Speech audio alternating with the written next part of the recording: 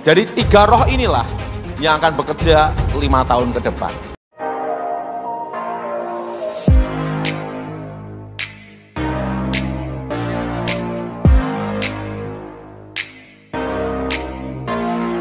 Shalom sahabat John Pregador. Senang sekali bisa bertemu kembali dengan sahabat di channel ini. Terima kasih sahabat sudah mendukung channel ini sampai hari ini. Saya berdoa kepada Tuhan, kiranya Tuhanlah yang membalas dan memberkati kita semua. Baiklah, langsung saja kita dengarkan pesan penting yang akan memberkati kita semua oleh seorang yang dipakai Tuhan luar biasa. Namun sebelumnya, mari kita berdoa. Tuhan, terima kasih buat kesempatan kali ini kami akan mendengarkan sesuatu pesan yang sangat penting yang tentu pasti akan memberkati kami. Berkatilah hambamu ini, anakmu ini, sehingga boleh menyampaikan isi hatimu dengan baik dan berkati pendengar setia John Pregador. Terima kasih Tuhan, kami siap mendengarkan pesan penting ini. Demi nama Yesus. Amin.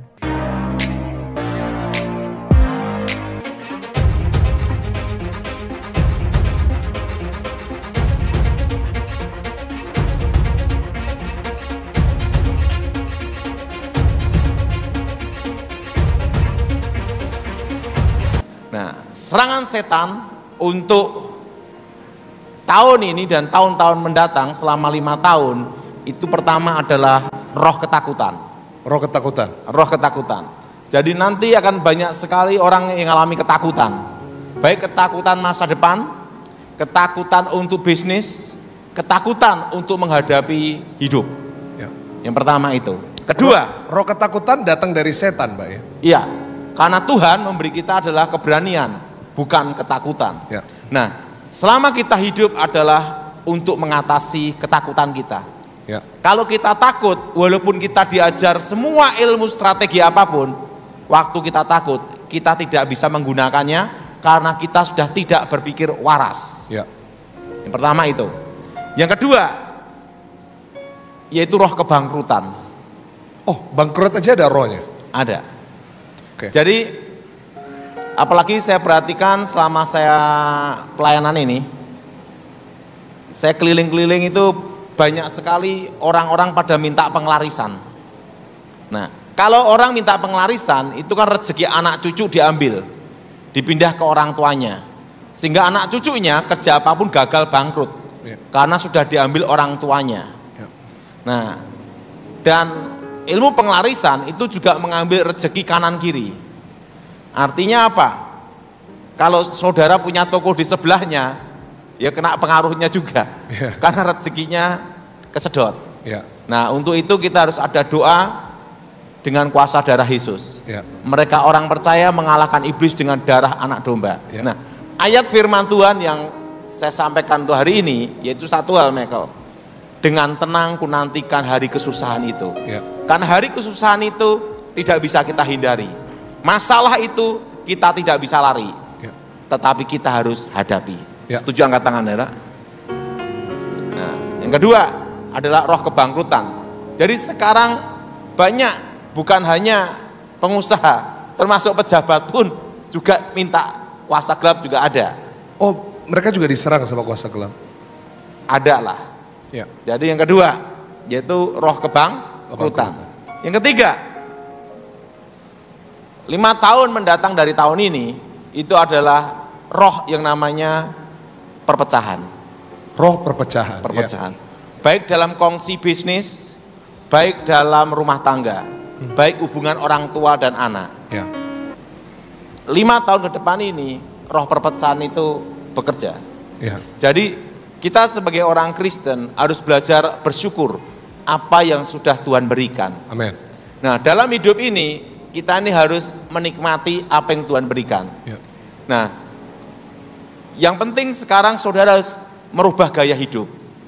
Yaitu gaya hidupmu jangan yang mewah. Harus ini, tapi belajar menerima apa adanya. Seperti doa Bapa kami, berikan kami yang secukupnya. Saya, Michael, saya makan apa saja bisa, karena pikiran saya keluarnya sama gitu loh. Jadi tidak usah diributkan harus makan ini, makan itu. Kenapa? Penting itu untuk kesehatan. penting tidak mati gitu aja. Ya. Makanan itu ya kita makan aja. Ya. Karena apa?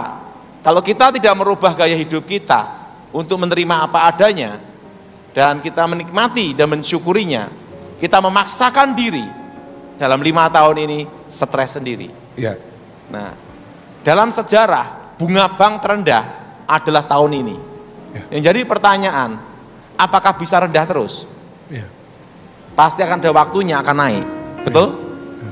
Dan waktu naik, engkau gaya hidupmu, kartu kredit gesek terus. Setelah itu lupa untuk bayarnya. Gimana hidupmu nanti? Ya. Makanya saya tuh Michael lebih enak enggak punya kartu kredit. Kenapa? Ya supaya ada batasnya. Ya. Yang ketiga ada roh apa Michael? Perpecahan. Nah, jadi 3 roh inilah yang akan bekerja 5 tahun ke depan. Serangan iblis di akhir zaman. Tema ini tentu pasti akan memberkati kita. Maka dari itu mari kita siapkan hati, pikiran, kekuatan untuk sama-sama belajar tema ini. Mari kita mulai. Serangan iblis di akhir zaman merupakan fenomena spiritual di mana kejahatan dan kegelapan merajalela dan mempengaruhi kehidupan manusia pada akhir zaman. Dalam presentasi share khotbah hari ini, kami akan menjelaskan tanda-tanda, strategi, dan cara melawan serangan iblis di akhir zaman. Kita mulai dengan tanda-tanda. Tanda-tanda serangan iblis di akhir zaman. Yang pertama, mengacaukan pikiran. Kita harus ingat, iblis akan mengacaukan pikiran kita. Saat akhir zaman, iblis akan mengacaukan pikiran manusia dan mempengaruhi pola pikirnya dengan berbagai obat-obatan dan pornografi. Dan masih banyak lagi yang akan dibuat iblis untuk mengacaukan pikiran. Tetapi obat-obatan pornografi ini sangat mempengaruhi pikirannya. Sehingga yang diutamakannya adalah dirinya sendiri dan keinginan dirinya sendiri, bukan lagi memikirkan Tuhan. Ingat, masih banyak lagi yang iblis bisa lakukan untuk mengacaukan pikiran.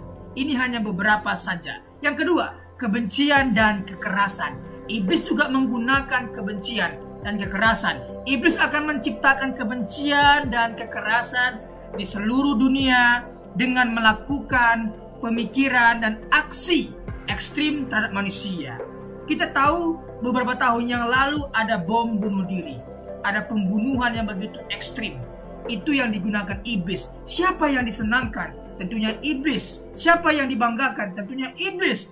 Tidak ada Tuhan dibanggakan dan mendapat pujian daripada kebencian dan kekerasan. Maka dari itu kita harus ingat, iblis selalu menggunakan kebencian, kekerasan. Ingat, sebentar lagi kita Indonesia akan mengadakan pemilihan umum di Februari tahun 2024 nanti. Ini tidak lama lagi, maka dari itu kita harus berhati-hati. Jangan sampai ada timbul kebencian, kekerasan terhadap orang-orang yang memilih paslon yang lain. Tetapi kita harus menciptakan kedamaian, kerukunan, dan kebersamaan. Lalu yang ketiga, kehilangan nilai dan moral. Iblis juga akan menghilangkan nilai dan moral. Kita tahu bahwa LGBT, ada beberapa lagi nilai-nilai yang sudah mulai menyimpang dari kebenaran. Maka dari itu, sahabatku, mari kita pegang teguh nilai dan moral yang telah diajarkan oleh orang tua kita yang baik-baik, kita lestarikan. Dan tentunya nilai dan moral yang diajarkan firman Tuhan yang paling benar, kita ikuti itu. Banyak orang akan kehilangan nilai dan moral yang benar ketika akhir zaman datang, karena mereka terlalu terjebak dalam materi dan kepentingan pribadi. Ingat ini. Pertama, mengacaukan pikiran. Kedua, kebencian dan kekerasan. Ketiga, menghilangkan nilai dan moral. Inilah yang akan dilakukan oleh iblis di akhir zaman.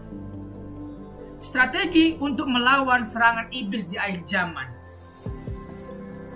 Peperangan teguh pada nilai-nilai moral, iman dan keimanan, serta berdoa kepada Tuhan agar menjaga diri kita dari serangan iblis di akhir zaman. Tentunya kita harus melekat dengan Tuhan, beriman teguh kepada Tuhan, pegang teguh firman Tuhan. Itu yang membuat kita kuat dan kita bisa melawan iblis dengan firman Tuhan. Pertama, menjaga keimanan. Kita harus menjaga keimanan kita, keyakinan kita kepada Tuhan. Saat serangan iblis meningkat di akhir zaman, iman dan keimanan kita harus tetap terjaga dan kuat.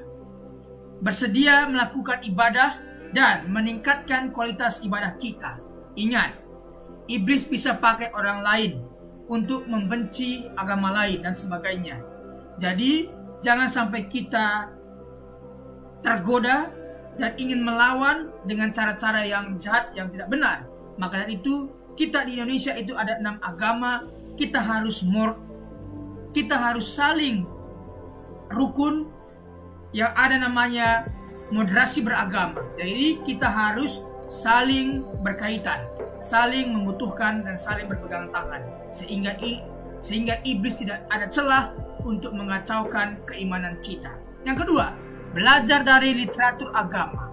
Belajar dari kitab suci agama lebih dari sebelumnya untuk mengetahui prinsip-prinsip etika, moralitas, dan kehidupan yang benar dan menghindari kejahatan.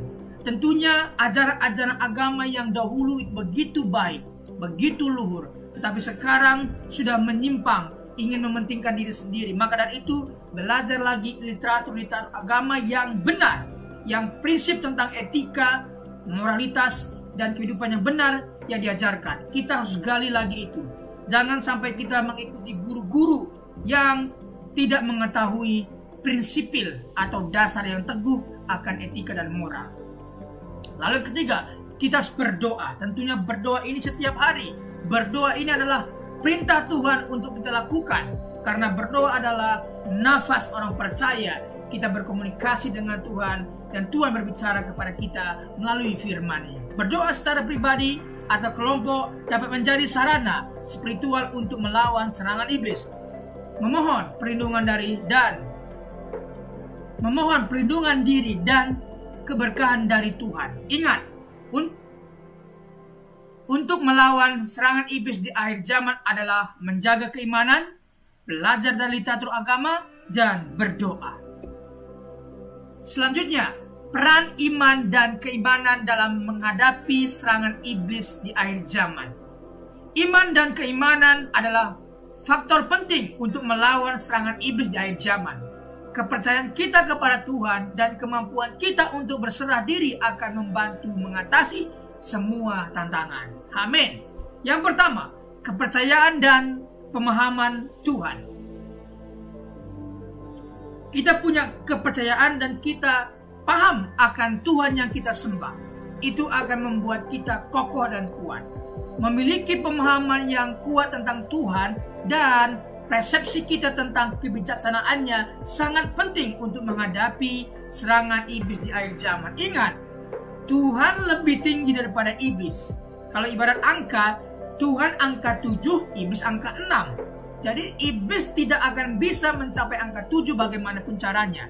Maka dari itu, kita harus melekat dengan 7, dengan Tuhan. Sehingga kita di atas iblis dan iblis tidak bisa berbuat apa-apa kepada kita. Karena kita melekat dengan Tuhan. Lalu yang kedua, memperkuat diri. Maksudnya apa? Pernahkah mendengar pepatah, menyimpan setan dalam jiwa? Memperkuat diri dari serangan iblis adalah tindakan pertahanan atau pertama kali dihadapi secara efektif. Penting ketika menghadapi dunia yang makin banyak terkorupsi ini. Sahabat, kita harus memperkuat diri, keimanan, dan pegang teguh firman Tuhan. Kalau kita tidak pegang teguh firman Tuhan, tentunya akan ada ajaran yang sedikit melenceng dari firman Tuhan. Tetapi kalau kita tidak tahu bagaimana kita men-cross-checknya, karena kita tidak punya firman Tuhan. Maka dari itu, perkuat diri dengan firman Tuhan. Apabila ada ajaran yang sesat, kita bisa mengcounter, kita bisa mengetahui bahwa ajaran ini salah. Dan kita mengetahui di mana salahnya. Karena ada firman Tuhan sebagai pedomannya. Lalu yang ketiga, berserah diri. Berserah diri kepada Tuhan dan mempercayai bahwa Dia pasti memberikan solusi. Ketika kita merasa tidak berdaya, mampu menjadikan kita bijaksana dalam mengambil keputusan dan multidimensi. Kita harus berserah diri. Apapun yang kita hadapi di depan, pertama sekali yang kita harus lakukan adalah tersungkur, berlutut, berserah kepada Tuhan.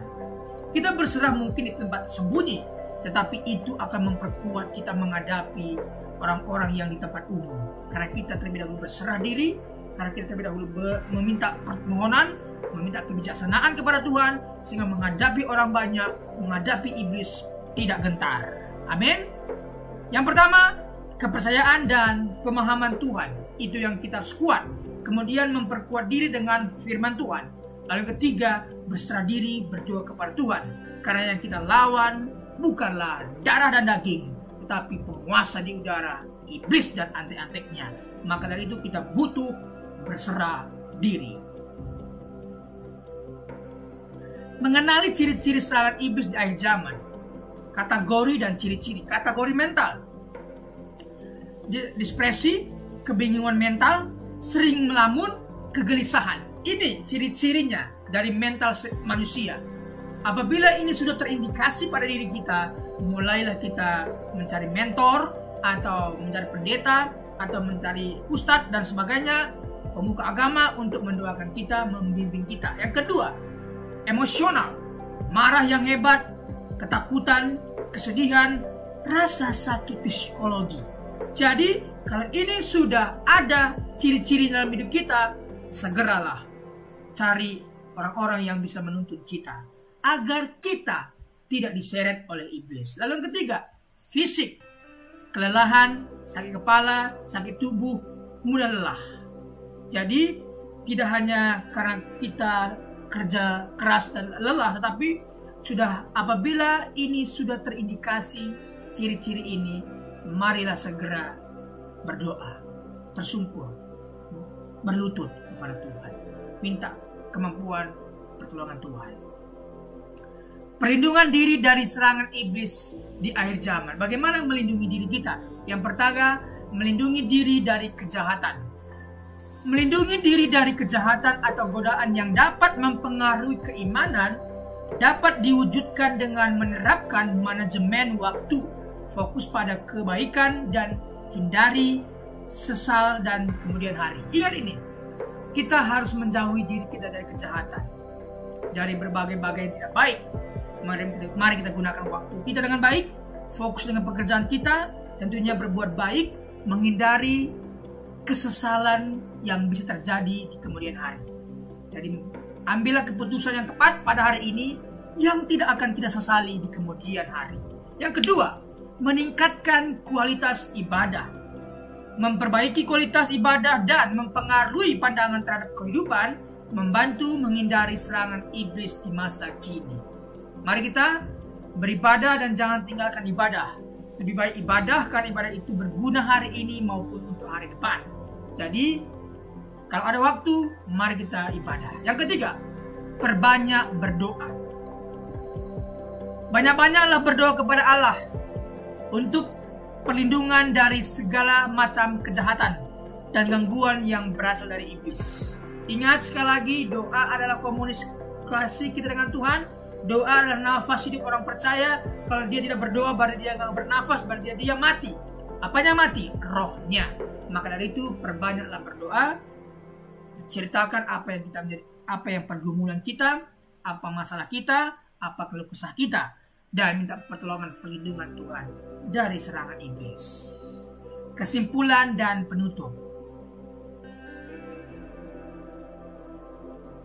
Tetap skeptis, tetapi hati-hati terhadap berita palsu atau hoax yang dapat meningkatkan kekacauan dan menyebabkan bencana. Ingat, orang sekarang ini cepat sekali mengumbar atau men-share berita-berita yang belum tentu benar. Jangan sampai kita lalu percaya. Kita harus filtrasi berita itu. Jangan mudah percaya. Yang kedua, mampu berbicara dengan tetap berani dan percaya diri, membantu setiap orang untuk mengatasi segala tantangan. Jadi kita harus berani mengungkapkan sehingga kita punya kepercayaan diri dalam mengatasi segala tantangan. Tetap semangat dan menghadapi segala tantangan. suatu perjuangan untuk meraih kemenangan. Harus semangat, jangan sampai putus asa. Jangan pernah putus asa untuk memerangi serangan iblis. Pertahankan iman dan keimananmu, dan ingatlah untuk selalu berdoa kepada Allah. Bersama kita dapat mengalahkan kegelapan dan memperoleh kemenangan spiritual dalam hidup kita. Terima kasih. Semoga share firman Tuhan hari ini memberkati kita semua. Apabila sahabat punya komentar, saran, kritik, tinggalkan di bawah video ini. Terima kasih. Tuhan Yesus memberkati. Terima kasih sudah menyaksikan tayangan kami hari ini. Kami yakin kita diberkati melalui video ini. Banyak pelajaran yang bisa kita ambil. Catat, renungkan dan aplikasikanlah dalam kehidupan kita. Sahabat, dalam hidup ini, kita selalu diperhadapkan dengan pilihan-pilihan. Mau memilih buruk atau baik, pasti ada konsekuensinya yang akan kita pertanggungjawabkan di kemudian hari. Oleh sebab itu, firman Tuhan tegas mengatakan dalam Matius 12 ayat 36, setiap kata sia-sia yang diucapkan orang harus dipertanggungjawabkannya pada hari penghakiman. Ibrani 4 ayat 13. Dan tidak ada suatu makhluk pun yang tersembunyi di hadapannya, sebab segala sesuatu telanjang dan terbuka di depan mata Dia, yang kepadanya kita harus memberikan pertanggungan jawab. Oleh sebab itu kita harus senantiasa menjaga hidup kita sebaik-baiknya. Jangan sampai Tuhan mendapati hidup kita tidak ada bobotnya. Dengan terus menempel pada Tuhan, tekun mengikuti setiap firman rema yang Tuhan sampaikan, hidup kita akan senantiasa diisi oleh kebenaran. Terima kasih sahabat sudah mengikuti dan menyaksikan tayangan kami hari ini. Saya yakin dan percaya kita pasti diberkati melalui tayangan hari ini. Sahabat, bila diberkati dengan tayangan kami, marilah kita dengan murah hati share video ini kepada teman-teman kita yang lain, agar mereka juga tidak kehilangan informasi dan mereka juga diberkati. Diberkati untuk memberkati. Sahabat John Pregador, banyak sekali pelajaran yang kita bisa ambil dari sesi hari ini. Catatlah baik-baik poin-poin yang telah disampaikan, simpan dalam hati, dan diaplikasikan dalam kehidupan sehari-hari. Saya yakin dan percaya itu bisa menjadi pelajaran dan rema buat kita, sekaligus membuat kita bijaksana dan bertanggung jawab dalam menjalani kehidupan ini.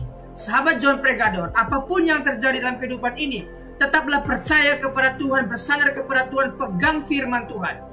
Karena firman Tuhan adalah pedoman hidup kita, yang menuntun kita kepada jalan yang benar, yang membawa kita kepada keselamatan yang kekal. Jadi sahabat, mari kita mempergunakan waktu ini sebaik-baiknya. Selama hidup, selama masih diberikan kesempatan untuk berkarya, mari kita beri yang terbaik kepada Tuhan. Sahabat, apabila engkau dalam kesusahan, ingatlah firman ini. Marilah kepadaku semua yang letih lesu dan berbeban berat, aku akan memberikan kelegaan kepadamu. Pikulah kuk yang kupasang dan belajarlah kepadaku, karena aku lemah lembut dan rendah hati, dan jiwamu akan mendapatkan ketenangan. Diberkati orang yang mengandalkan Tuhan, yang menaruh harapannya kepada Tuhan. Ia akan seperti pohon yang ditanam di tepi air, yang merambat akar-akarnya ke tepi batang air, dan yang tidak mengalami datangnya panas terik, yang daunnya tetap hijau, yang tidak khawatir dalam tahun kering, dan yang tidak berhenti menghasilkan buah. Janganlah takut, sebab aku menyertai engkau. Janganlah bimbang, sebab aku ini Allahmu. Aku akan meneguhkan, bahkan akan menolong engkau. Aku akan memegang engkau dengan tangan kananku yang membawa kemenangan. Sebab aku ini mengetahui rancangan-rancangan apa yang ada padaku mengenai kamu. Demikianlah firman Tuhan, yaitu rancangan damai sejahtera dan bukan rancangan kecelakaan, untuk memberikan kepadamu hari depan yang penuh harapan. Tuhan memberkati engkau dan melindungi engkau. Tuhan menyinari engkau dengan wajahnya dan memberikan engkau kasih karunia. Tuhan menghadapkan wajahnya kepadamu dan memberikan engkau damai sejahtera. Tetaplah berpegang pada janji Tuhan. Diberkati sahabat John Pregador dimanapun berada. Pekerjaan apapun yang sedang dikerjakan, Tuhan buat berhasil. Darah Yesus bukan dalam berkat, keberuntungan, keberhasilan, masa depan yang penuh harapan diberikan Tuhan kepada setiap pendengar setia John Pregador. Terima kasih, Tuhan Yesus memberkati. Mari kita berdoa. Tuhan Yesus, terima kasih buat hari ini. Kami percaya setiap hari adalah hari yang baik Engkau berikan kepada kami. Dan hari ini pun kami merasakan kebaikan Tuhan dan tidak ada alasan kami untuk tidak mengucap syukur. Terima kasih sepanjang hari yang Tuhan berkati. Terima kasih renungan kabar baik yang sudah kami dengar hari ini. Diberkatilah kiranya semua pendengar setia John Pregador. Dibukakan jalan berkat, jalan keberuntungan, keberhasilan mereka. Pekerjaan mereka berhasil dan beruntung. Keluarga mereka diberkati oleh Tuhan. Terima kasih Tuhan Yesus. Pertemukan kami di hari-hari berikutnya dengan keadaan sehat dan baik, diberkati oleh Tuhan Yesus. Terima kasih buat pembicara narasumber hari ini. Diberkati pekerjaan, usaha, bisnis apapun yang mereka kerjakan, Tuhan buat berhasil dan beruntung. Terima kasih Tuhan Yesus. Demi nama Tuhan Yesus kami berdoa dan mengucap syukur. Haleluya. Amin.